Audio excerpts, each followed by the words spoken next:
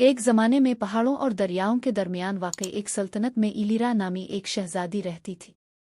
वो अपने सुनहरी बालों और महल की दीवारों से बाहर की दुनिया के बारे में उसके नाकाबिल तस्खीर तजस्सुस के लिए मशहूर थी।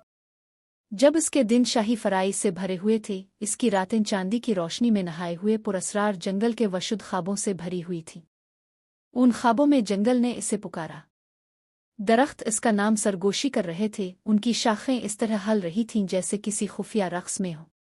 इसने ऐसे रास्ते देखे जो चांदनी नदियों की तरह चमक रहे थे और नादीदा मखलूक की नर्म हंसी सुनी। हर सुबह वो इसी सोच के साथ उठती, ख्वाबों के जंगल में क्या है।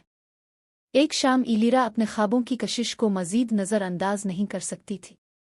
एक सादा चादर में अपना भेस बदलकर वो महल के दरवाज़ों से निकलकर रात में निकल गई।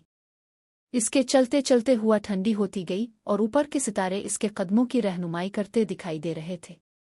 जल्द ही वो जंगल के किनारे पर पहुंच गई। इसके दरख्त सितारों के आसमान के नीचे सेंटिनल्स की तरह बुलंद थे।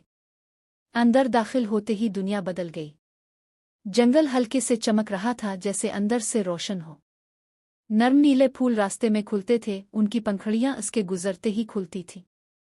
चांदी की खाल वाली एक लुमड़ी नमूदार हुई, इसकी आंखें ऐसी जहानत से चमक रही थीं जो तकरीबन इंसानी महसूस होती थी।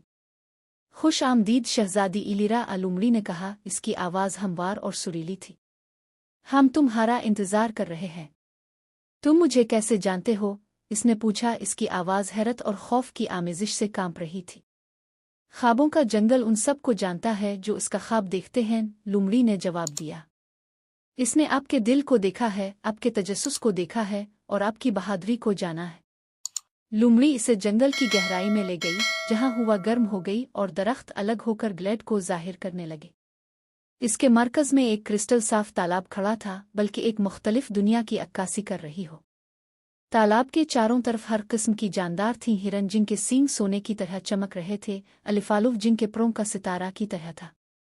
लुमड़ी ने तालाब के किनारे पर रुकते हुए कहा, ये आपके दिल की सच्चाई को जाहिर करेगा और वो तोहफा जो आप अकेले दुनिया को ला सकते हैं। इलीरा ने पानी के पास घुटने टेक दिए। इसका अक्स इस तरह डगमगा रहा था जैसे वो जिंदा हो। धीरे धीरे इसने हाथ फेरे और पानी अपने होंठों पर ले आया। ये ठंडा और मीठा था, जिसने इसे हल्का पेन और वजाहत के एहसास से भर दिया। अचानक जंगल चमका और मुंतकिल हो गया।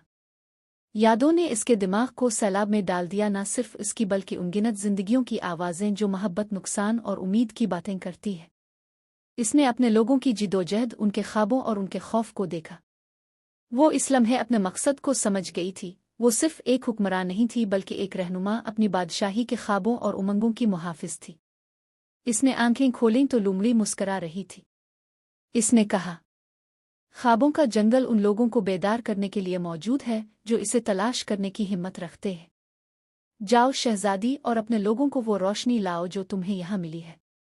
सुबह होते ही इलीरा महल में वापस आई। इस दिन से आगे इलीरा ने हिकमत और हमदर्दी के साथ हुकूमत की। इसके फैसले उन नज़ारों से रहनुमाई करते थे जो इसने जंगल में देखे थे, और इस तरह बादशाही फली फूली। इसके लोग एक ऐसे हुक्मरान से मुतासिर थे जो ख्वाबों की ताकत और उनकी पैरवी करने के लिए दरकार हिम्मत को समझता था।